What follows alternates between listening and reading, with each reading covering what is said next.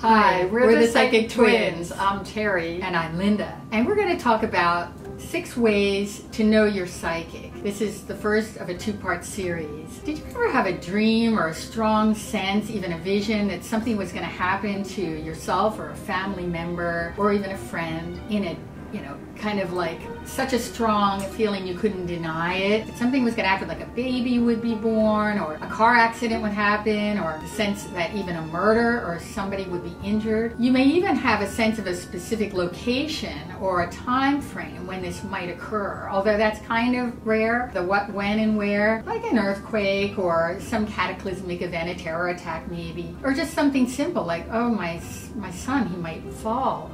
He might take a fall and hurt himself. And then it does happen. Well, that happens to a lot of people. This is called precognition, and it may be an indication that you are psychic. Now, everybody has intuition. Everyone has varying degrees of intuition. We've developed it to a high degree. And we believe that, everyone has levels of intuition depending on their soul evolution, perhaps your mission on Earth to help others. And so we talk about this in depth in all of our books, but particularly our second book, Psychic Intelligence. This is a 2-part series on the different ways to know that you are psychic and that you have gifts that you can develop yourself. And there's many ways to know, but these are just some of the ones we thought were more dramatic than others. Well, let's talk about the first one, Claircognizance. Yes, Claircognizance. Well, we talk about the 4 clairs in our book, Psychic Intelligence, and we talk about how you can develop your own abilities. Everybody has them, and you can strengthen them like muscles in a gym, but they're metaphysical muscles. And claircognizance is also called clear knowing. It's when you have an absolutely strong thought that hits you like a bolt out of the blue. The information comes from a deeply instinctive place. It's almost like downloaded in your brain. And claircogs tend to be the typical know-it-alls, very hyper analytical, they're problem solvers, they're good at abstract thinking, they tend to be compulsive at analyzing, and it's more of an intellectual type of knowing. Yeah, we tend to be pretty obsessive about, and we know something without knowing how we know it. It just comes in like a thought sometimes. Clairsentience is clear feeling, and that's where you have a strong sense of the emotions or feelings of other people. You can pick them up quite easily. A lot of people are clairsentient. It's also the same thing as empathy, basically. You can walk into a room and feel when there's a weird vibe in the room, or there's creepy people that you don't want to associate with. Maybe they're holding anger, maybe they're holding fear, anxiety, and you're picking up on it. Or you have a strong physical or emotional reaction to other people in the room. I know that we have trouble going to crowded places like malls or restaurants because we are in so much pain physically. We'll be on the floor. We can't, it's hard for us to do a lot of social events because we take on the physical pain as well as the anxiety and depression of other people. We can get very tired when we go to parties sometimes because people are subconsciously draining our energy, or we're picking up on negative stuff. It's very common for empaths or clairsentients to not be able to be in malls or movie theaters very easily, and that's because they're just too receptive. All their receptors are on the alert all the time, receiving information, because everything's made up of information. The thing with clairsentience is you need to protect yourself well, your energy field, with white and gold light before you go out in the public. And it does help you not take it. It helps you not take it on. So you just kind of imagine colored light around you, like white, gold, or silver light. Those are all very protective. Kind of like a Disney cartoon, or a condom that encircles your whole body, and that will protect you. Now, clairvoyance is clear seeing, and this is the word that most people use when they say you're psychic, or I'm psychic, I'm clairvoyant, which means you have clear sight. This includes the ability to predict future events, to see future events. You may have visions, you may have dreams that are very visual, and often people that are clairvoyant are like us. They're artists, they're painters, they're designers. You may have dreams that are very, very visual. As clairvoyants, Terry and I are claircognizant and clairvoyant. We use all the clairs when we do our psychic prediction work and our readings and mediumship. But clairvoyants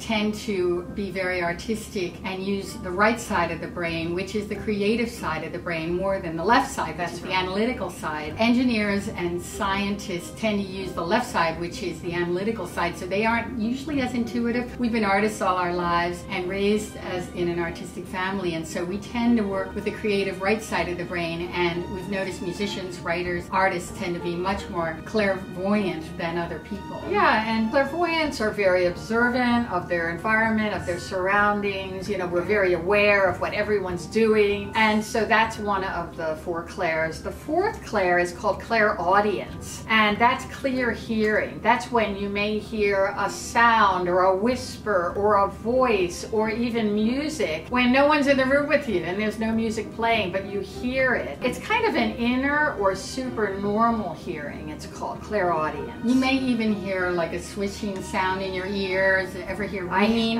in your ears? A lot of our very intuitive psychic friends get ringing in their ears all the time. It's called tinnitus, but it's not always a physical thing, like, oh, is something wrong with my eardrum? It's usually because your hearing is being developed. Now, many musicians and writers are clairaudient, and they, you know, famous musicians have channeled music, and famous authors have channeled entire books through clairaudience. They just heard the book kind of dictated through them. And prophets and mystics through the ages, like Joan of Arc, were instructed and guided by angelic messages. Yeah, I'm glad you brought up Joan of Arc, because she is one of the most profound examples of clairaudience and intuition in history. One of the most amazing stories, because she, at the age of 13, she heard angels, what she thought were angels, speaking directly into her ear, and simultaneously there was a flash of light. And she said it was the most amazing experience, and she developed that through her teens and kept hearing voices. She became good at even predicting certain things that would then happen, and a lot of people don't know, but she used this ability to convince the king. She wanted permission to lead and rally the troops, the French troops, in the 100 Years' War, and she actually was the reason that 100 Years' War was won, and that's the reason that Charles was coronated. Unfortunately, as this history recounts, she was imprisoned, and it was a horrible experience because she had to answer to 70 charges of everything from witchcraft to heresy to dressing like a man. I mean, believe it or not, this is the kind of persecution that female intuitives got even in the Middle Ages, and we get now. Accused of witchcraft even for predicting. We haven't been burned at the stake, so no. Thank God. Thank God. The King Charles, as it turned out, did his best to discredit her. Unfortunately, he threw her under the bus. After she had helped him win the coronation and win the war, he refused to negotiate her release from prison, and she was forced to recant the fact that she heard these voices of angels that were divinely guided voices, divine messages from God, and the angels that helped her rally the troops and win the victory for France. And so she was executed. She was burned at the stake. Thank you, King Charles, for being the reason she is now a saint today. She was canonized in 1920 by the Pope, and her legend lives on. I think it's important to know, because a lot of people don't know the whole story about Joan of Arc, and how that's the best example I can think of clairaudience in history. Wow. So what are 6 ways that you can know that you're psychic? The first one I want to talk about is that as a child, you might be afraid of the dark. You might be afraid to go to bed at night because, you know, you might see or hear spirits. You know, of course, we're talking about clairvoyance and clairaudience again. But if you hear voices outside of the normal range of perception, there's no one else in the room, but you hear voices, you might even see shadowy figures. You may be sensitive to spirit, and this is called a medium. If you can communicate to spirits of those who have passed, that's called a medium or mediumship or mediumistic ability. It doesn't always happen at night, but this is when a lot of people report these kinds of dreams. Or you might hear your name spoken. That's happened to us quite a few times. Or we'll hear chanting.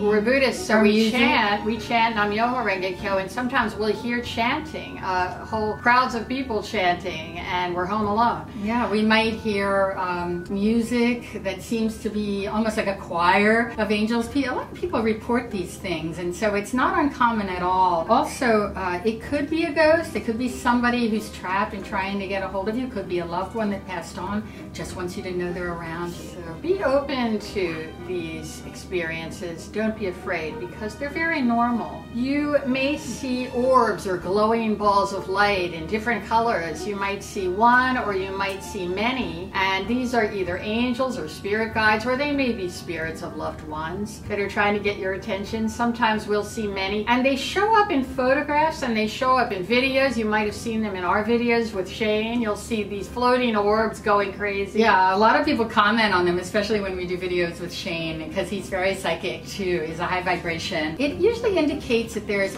angelic energy present, some kind of angelic frequency. People go, oh, that's just dust, or that's just, oh, that's nothing, that was just a glitch in the film. No, it isn't. It never is. In fact, you might even see photographs, family photographs, where there's a lot of orbs present, and it almost looks like bubbles, these sort of translucent bubbles. And often, like, we have that a lot. Yeah, I mean, the most spiritual person in the photograph will often have like a really giant orb, you know, behind them. Did you ever have an imaginary friend when you were a kid? Or did you know that they were real but nobody else could see this friend of yours? Well, you know, it's probably a spirit or an angel that you were seeing or your child was seeing. So don't put them down if your child is seeing, you know, this friend, because it might be a real spirit. And so the imaginary friend, some children do see and talk to spirits. It's very normal. Yeah, it's actually a lot of crystal children and indigo children see and hear spirits from an early age. That's one of the characteristics of a crystal child or an indigo child. You may have dreams that predict future events, as we have many times, you know, had dreams of tsunamis, nightmares of tsunamis, gigantic waves that flood into our homes, and you know, we've had dreams of train crashes and going off the tracks and many people being killed, sometimes in real time as it's actually happening, and we'll wake up and go to the news and find out that a major Amtrak crash has just occurred. Well, it doesn't have to be that dramatic, like a lightning bolt out of the blue. It usually isn't that dramatic, but if you do dream of things that tend to then happen in the future, that is a very strong sign that you are psychic and you have abilities worth developing. Again, this is called precognition. If it's a dream, it's a precognitive dream or a predictive dream. So write it down in your dream journal, like we talked about in our dreams video last week. Yeah, and you can develop this ability like all the clairs. They can be developed. You can get better at this. Yeah, you need to practice, just like anything else. It's like practicing the piano or working out at the gym. You need to practice to develop these gifts. We practiced for probably over 30 years now. We've mentioned how you have this ability maybe to just know something without knowing exactly how you know it. That's claircognizance. That is clear knowing. And that's how we predict a lot of future events, through our automatic writing. We channel these kinds of things. A lot of people don't. We channel through automatic writing, and we access the Akasha, the Akashic records, which we talk about in our book. And we believe that our clairvoyant, claircognizant abilities, our clairvoyant and claircognizant abilities, are linked to our abilities as artists, as we've mentioned before in this video. And again, it's something that scientists or, you know, left brain people can't really do as well, although Einstein had gifts. A lot of people that did inventions, that came up with amazing inventions, had intuitive psychic gifts and were able to access their right brain for the less analytical side, the creative side of the brain as well. Like Leonardo is a good example of that. Just look at his drawings, and his inventions are amazing. Perfect. So artists, musicians, and writers do tend to be more claircognizant and more intuitive because of this. We can be pretty annoying because we are always sort of knowing things that people don't want us to know, or reading minds. But we'll talk about this in other videos. If you have 2 or 3 of the things that we've named today, you may have a psychic gift worth developing. So what's the most psychic experience you've had? Leave it in the comments section. Share some of your dramatic stories, or even simple. They can be very subtle. They aren't always, you know, like earth-shattering kinds of experiences. So everybody's always looking for the big, bold, that is like, oh wow, I must be psychic. But a lot of these things are like butterfly wings. They come in, they flutter like a message, and they aren't like anything that you would even mention to a friend necessarily. But keep writing and recording your thoughts, your dreams, your impressions and as you go. don't be afraid, you guys. No. Your dreams are the scariest I've ever heard. So I know you have the coolest dreams. I know you have got to have the coolest psychic experiences Absolutely. too. So please share in the comment section below. Hit like and subscribe to our channel. And we'll see you in the future.